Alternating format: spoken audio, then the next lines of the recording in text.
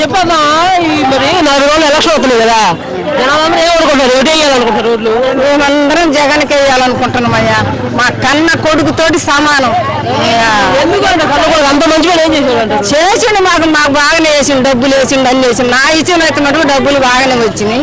నాకు పింఛన్ ఇచ్చిండు, మరి చాలా డబ్బులు వేసిండు, అన్ని వేసిండు, నాకు బాగానే ఉంది. ఎట్లా ఇచ్చారు మీకు పింఛన్? ఇచ్చినా మా మనమడే ఇచ్చేది, వాళ్ళని తీసేయమన్నంటే ఎవరో మరి మాకు తెలవదు. అందుకని మేము జగన్ గెలవాలని అందరం వచ్చినాం అభిమానంతో. మా ఇంటి ఎలా పాది నిన్న వచ్చినాము, ఇవాళ వచ్చినాము, మొత్తం పిల్లది మొదలుగా వచ్చినాము. మాకు జగనన్న కావాలా, మేము వేసేది జగనన్నకి. మరి అంతే. అది చంద్రబాబు నేను ఇంకా ఎక్కువ పథకాలు ఇస్తా, నేను జగన్ ఓడిపిస్తాను. మాకు ఇంకా ఎక్కువ వద్దు, తక్కువ వద్దు, మాకు ఆయన ఇచ్చిన వరకే చాలు.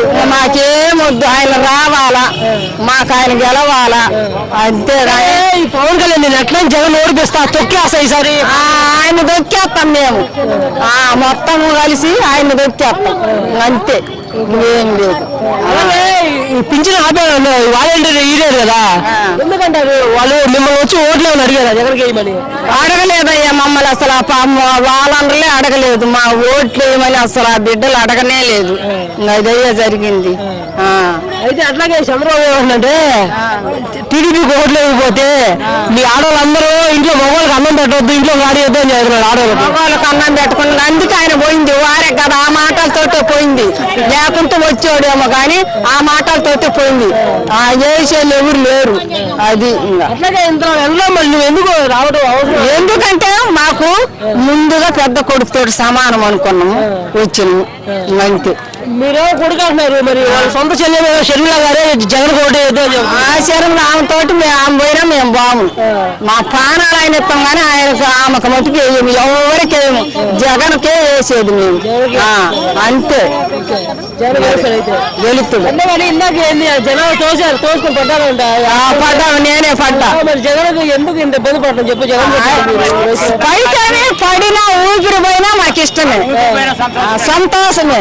సంతోషంగా పోయి హాయిగా పండుకుంటాం, అంతకన్నా మించి ఏమి లేదు. ఇంకా ఏ రోజైనా ఒక రోజు పోయేది. జగన్ కోసం వచ్చి మేము పడ్డారు అనుకోకూడదు, ఏడైనా పడతాం, ఆయన కోసం వచ్చే పడడం, కాలు జారితే ఎవరిమైనా పడతాం. కాకుంటే జనంలో తోసుకోబట్టి ఒక రవ్వ ఒరిగినట్టు పడ్డాం, అంతే. మరి జగన్ గెలుస్తారు, ఖచ్చితంగా గెలుతాడు. జగన్ ఓడిపోతే మళ్ళీ అందరూ ఓడిపిస్తే ఏం చేద్దాం? ఏం ఓడిపోడు, వచ్చేది జగనే, ఏం ఓడిపోనే పోడు. ఈ దఫా మటుకు వచ్చేదే జగన్. కాదు టీడీపీ ఓటు లచ్చొద్దు, మాకొద్దు, ఏమొద్దయ్యా. ఆయన ఇచ్చిన రూపాయి ఇష్టమైతే తీసుకుంటాం, లేకపోతే లేదు. ఆయన ఇచ్చిన 1000 రూపాయలు కొనే మేము బతుకం జీవితకాలం. ఆ డబ్బులేమి ఉండవు, మరి ఏదో కూలో నాలుగు చేసుకొని ఎట్టా బతుకుతాం కదా. ఆయన ఇచ్చిన పింఛన్ తోటి రెక్కల గాళ్ళు ఉన్నంత 3000.